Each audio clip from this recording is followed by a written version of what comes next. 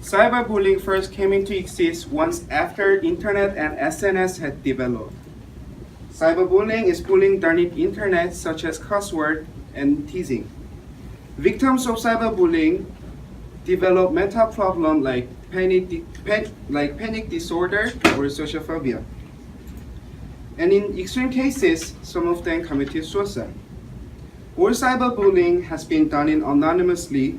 It is really quite a problem, but the biggest problem is that we still don't have complete solution for this kind of crime.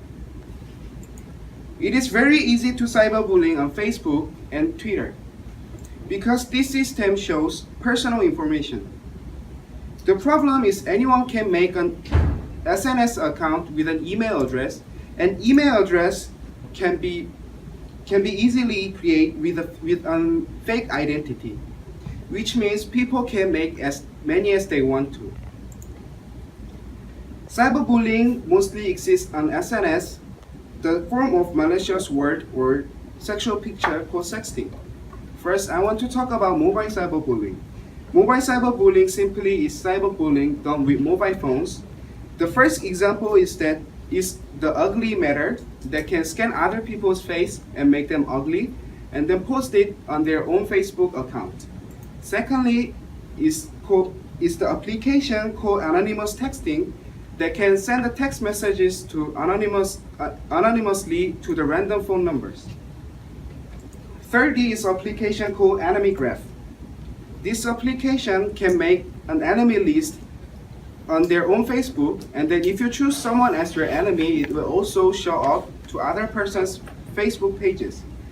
This kind of application is widely used by people who cyberbullying, and then it has a lot of problems. But the biggest problem of this is that victims don't do anything about this kind of bullying because they simply don't know what to do. This is example of cyberbullying. Ryan, academic and physical struggle made him a regular target of particular bully. As he had bullied in between the 5th and 7th grade, and in February 2003, a fight between Ryan and the bully not only ended the harassment at school, but led to the supposed friendship. And then, after Ryan shared his embarrassing personal story, the newly found friends returned to being bullied, and they started using the information to start a rumor that Ryan was gay. The taunting continued into the summer of 2003, and October 7 of 2003, Ryan hung himself in family bathroom. And now I'm going to talk about another kind of cyberbullying called sexting. Sexting occurs after the mobile cyberbullying, so you can see this as another kind of mobile cyberbullying. Sexting is sending and downloading sexual text, images, and videos. The most serious issue is that teenagers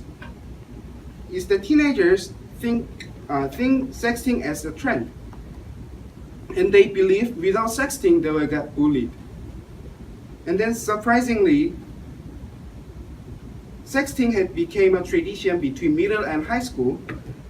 However, sexting can lead to suicide. And this is the example of sexting.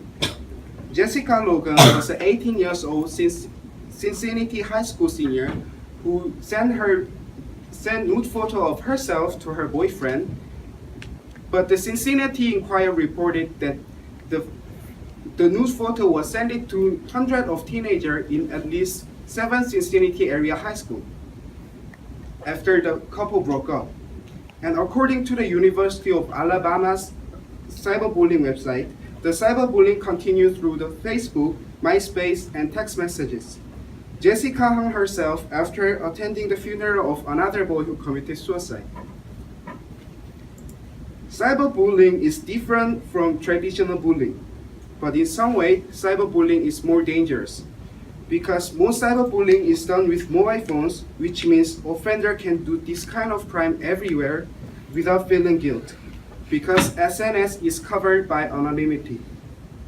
Therefore, the first step to solve the problem of cyberbullying is to abolish the anonymity in SNS.